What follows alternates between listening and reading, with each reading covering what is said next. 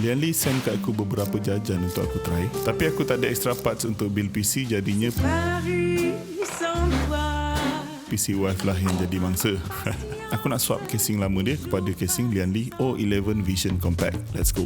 Okay, produk yang Lian Li bagi ni first casing Lian Li O11 Vision Compact. Overall, it's a good case. Dual chamber design, sangat luas dan mudah aku nak manage kabel. Lepas tu top panel ada option boleh juga nak buat full glass. Paling aku suka boleh sorok AIO kat belakang ni. Boleh route tube AIO so PC jadi lebih clean. Kedua, PSU Lian Li H80 Plus Gold Efficiency. Inovasi yang memecah tradisi. Diorang keluarkan design L-shape boleh selesaikan pelbagai isu, contoh kabel susah nak reach kan. Dan PSU ni jadi mudah gila kalau nak cabut dan pasang kabel. Lagi removable dust filter untuk easy clean abuk dan datang sekali dengan detachable USB hub. Kabel braided lembut, senang nak manage. Barang ketiga ni latest dari Lian Li, kabel extension untuk power supply, streamer wireless. Biasa kita tengok 24 pin dan GPU kabel, bosan kan. Yang ini ada RGB. Streamer wireless ni boleh buat interior PC jadi lebih kemas dan menarik lah. Yang last ni pun latest dari Lian Li, Unifan TL Wireless LCD. Case fan yang ada 1.6 inch LCD display. Gambar sharp tu, dan boleh juga nak customize letak gambar atau video ke. Nak monitor temperature pun boleh. Unifan TL Wireless LED pun sama juga. Beza dia cuma tak ada display je lah. Specs yang sama dengan LCD, guna fluid dynamic bearing untuk ensure high speed operation dengan lower noise level.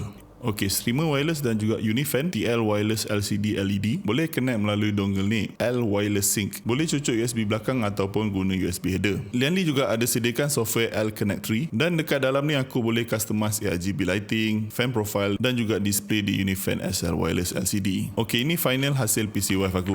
Macam